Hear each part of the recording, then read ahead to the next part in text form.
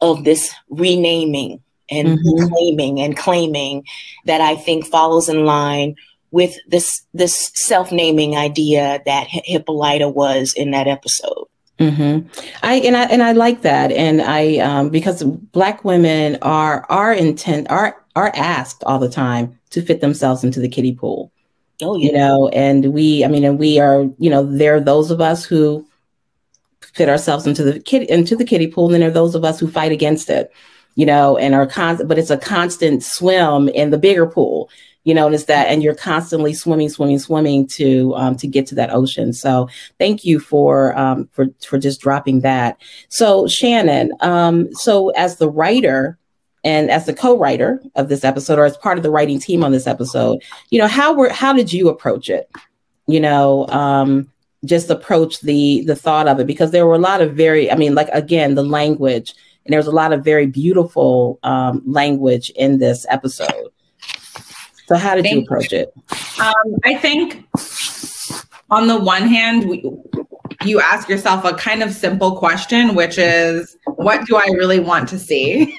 What do I never get to see Black women do in television? And how can I see that here? And how can we use Hippolyta, this character that we already have, who's been through a lot? How can we tell this story through her in a way that is both true to the character and then true to these things that we want to see? And also, I think the goal was to take, and then this was always the goal with every episode of Lovecraft, how do we take a conversation that we've kind of heard happening and bring it to the next level? How do we put in some really uncomfortable questions? And so I think as a society, a lot of times when we talk about Black women, we're talking about, you know, cis, straight, like 20-year-old Black women. We're not talking about trans Black women. We're not talking about older Black women. And so I think that was also the excitement with Hippolyta of like, we want our Black women to go on adventures. Do we want our Black mothers to go on adventures?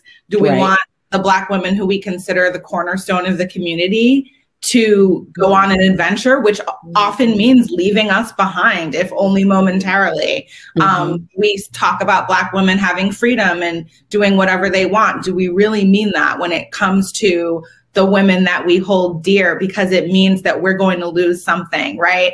Now, in the story of Hippolyta, she leaves and that costs Diana, her daughter, something. But then when she comes back, she can also feed more into the community. She brings something back from the multiverse that she never could have gotten otherwise. And I think that speaks very much to the concept of womanism, in that sense of like, it's not just about us. We have this community. We come from a community. We want to feed back into that community. And so I think we were trying to take that conversation to another level. And it's also like, we're critiquing the community, right? We're critiquing the George Freemans. We're critiquing the Atticus Freemans who show up and say, I need to borrow the car and my adventure is more important than your adventure, Hippolyta. So we're critiquing all of those characters while we're telling this story, because that critique needs to happen as well. So I think the goal was to just keep opening up these conversations about what freedom looks like. And in this case, what freedom looks like for a Black woman who isn't the kind of Black woman that we think should be going on journeys at this point in time. And I hope now, after this episode, we know that we can't say that anymore.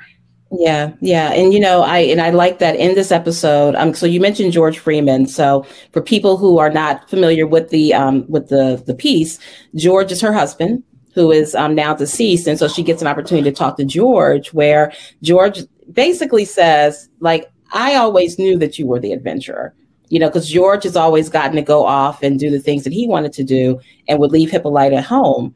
And I always knew you were the adventurer, you know, and so in him admitting that to her, I thought was a very powerful moment as well. You know, I have it kind of hit home a little bit for me, because I have an ex-husband who said to me as we were, you know, becoming exes, like, I always knew who you were. And, you know, you are going to soar, because he also knew that because of the relationship that we had, I'm holding you down, but he knew who I was too. And he was okay with me holding him down. Right. Even if it meant me not being able to do everything that I wanted to do. But he was like, but you are now going to have an opportunity to soar. And I really appreciated him making that admission. And it was the same exact thing. And so that kind of took me into that space, from 20 years ago. So I really appreciated that writing, and how writers on these shows and on these programs, that we watch, how they really are able to delve into the human condition. And so, my hat is off to you, Shannon, on, being able to have that, having that gift to be able to do that. And so I wanted to, because we only have a few more minutes left, but I wanted to read one other line that was one that stuck out to me. Now that I'm tasting freedom. So this is when Hippolyta was with Josephine Baker. So as she named herself and picked the time that she wanted to go into, she went to hang out with Josephine Baker. She said, I want to dance on the stage with Josephine Baker, and ended up there. And so one line from there was, now that I'm tasting it, freedom, like I've never known before, I see what I was robbed of back there. All of those years, I felt that I had everything I ever wanted, only to come here and realize all I ever was the exact kind of Negro woman white folks wanted me to be. They figured out how to lynch me without me noticing the noose. Woo! That was some powerful writing right there. That's a good one. That's one of my favorite lines too. I think what it speaks to is when we talk about racism, right? We're usually talking about lynchings, police brutality, maybe the school to prison pipeline. And I think what's happening in this episode, and what we were trying to do with the show, is to talk about all, what, I don't know if you would call them the little racisms, but those hidden things, right? Like, we know what a noose looks like. Do we know what it looks like when a Black woman is shrinking? That's racism. That's as violent as the noose. You told a Black woman to be smart, take care of her family, support her husband who's, working for the Black community. But by telling her that she had to push back against those things that she felt were true to herself, or hide them away, or again, shrink them a little bit, that is violent, and that is racism. To have a Black genius who has no outlet for that genius, or doesn't have enough outlets for that genius, is racism. The fact that a character like Hippolyta, if you put her in another show, you would have to explain how she got so smart. Right. Like, you would have to show that she went to an all-white university or something, and that's a violent racism as well. And so I think that's kind of what that scene is about. Again, we think of Black people experiencing racism in these huge, horrific, horrible ways, and somebody like Hippolyta, who maybe has never seen a lynching, has never experienced one, though I don't know if I believe that, but it's like, let's say she hasn't, we can't assume that that person is not having a violence done to them just merely by existing and living in this country and trying to raise a family in this country. So we wanted to remind people that people like Hippolyta have all the right to be very angry too. Well, ladies, we are going to be wrapping up, but I do have one final question. Oh, Aunjanue wanted to go ahead, Aunjanue. I want to say just a couple things. And I if you could just indulge me, please. I know we're running over, but I have to say this. One is, every time I've done this panel twice with Shannon, and every time I come away learning something. Every time I come away learning something from this. And I don't mean to be insulting to you, Shannon, but I come away learning something from this young woman. And I'm just so grateful to that. And I want these Black women who are listening to this right now to know that we got some in our pockets, because we got Shannon Houston writing for us. And I cannot say this in any more. I have to say this in big grand terms, because this is really important. And the reason why I want to say this is because we are having this moment where the response from the film and television community to last year, the murder and torture of George Floyd, is to tell more Black stories, right? However, what we have to be vigilant about is that who is telling those stories? Who gets to tell those stories? And I'm about to say something that's controversial, but y'all need to hear me say this. Say it. It's the Apollo. Okay. We have several examples of our prominent, consequential civil rights, freedom rights movement leaders, and their stories are being told by white men. Productions in pre-production, coming down the run, being told by white men. I will give you several examples. The story of Bayard Rustin is being written by a white man. The story of Whitney Houston is being written by a white man. The story of Fannie Lou Hamer, it was just announced that Common is about to produce a movie about Fannie Lou Hamer, and it is going to be written by a white man. Now, when I hear Shannon Houston being so eloquent in speaking to the little racisms that come with being a Black woman, and how I know that only a Black woman can speak to that. We have to be diligent. We have to be diligent and vigilant about who gets to tell our stories. Right. Fannie Lou Hamer belongs to us. Absolutely. And Common, and I'm sure has well intentions, but his trusting the life of Fannie Lou Hamer to white men is irresponsible.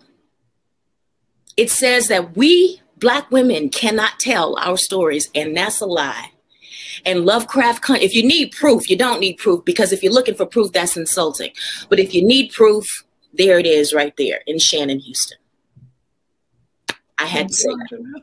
Thank you for allowing me. No, thank you, Aunjanue. And thank you, because I appreciate that. I do have one more question for you all, though, but I also feel like you done totally trumped my question.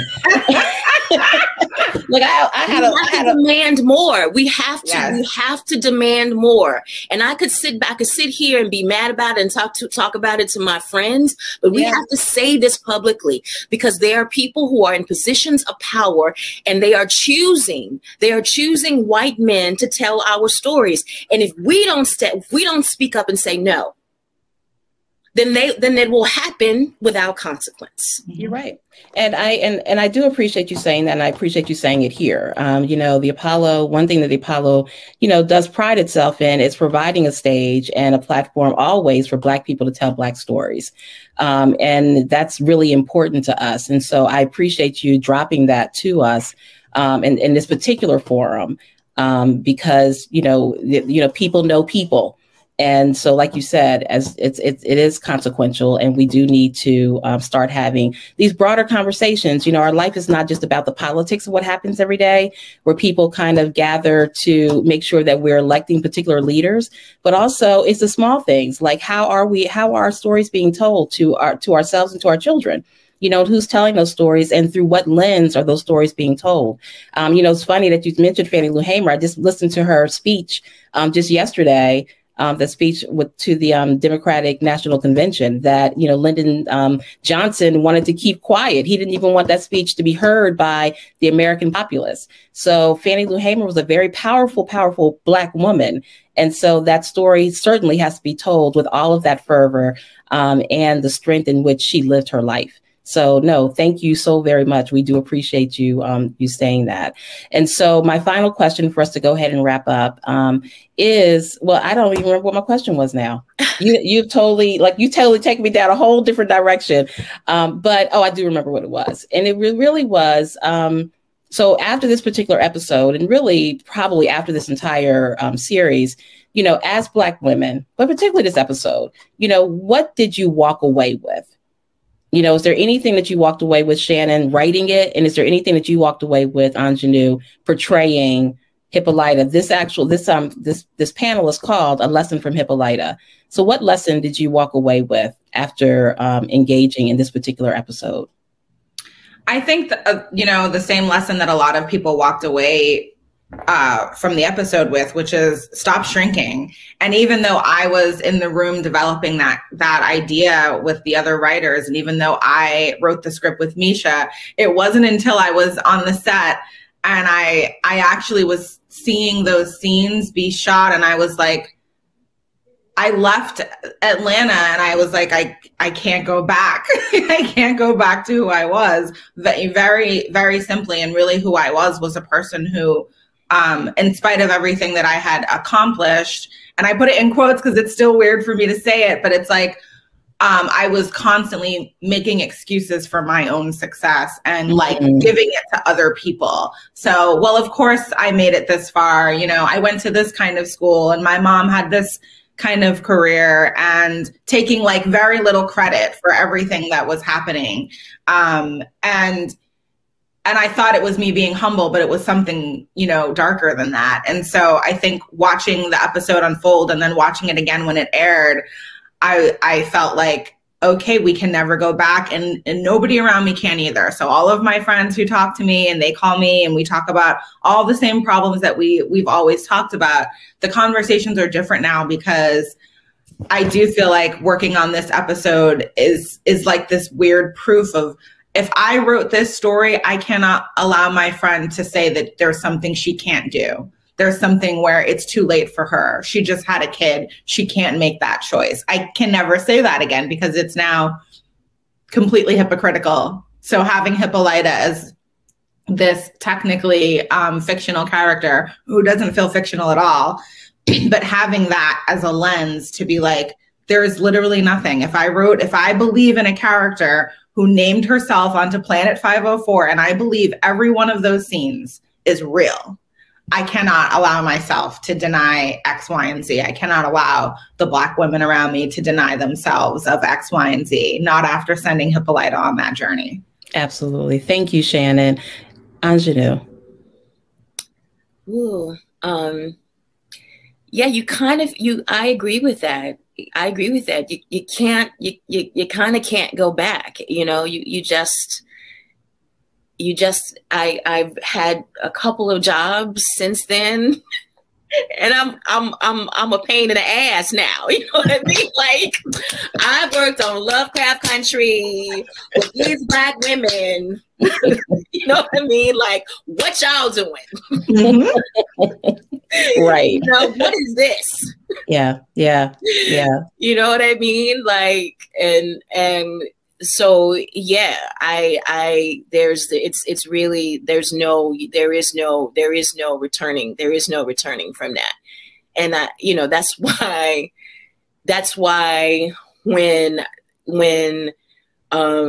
I said what I said a few minutes ago. You know what I'm saying? And I know the assembly of geniuses that I was working with, and Black women, gay Black men who were doing this incredible writing. You know, I know what we do. And so for us to not look there, but look elsewhere to tell our stories is unacceptable to me. And so if Hippolyta has done anything, it's just made me be more vocal. Yes. About that.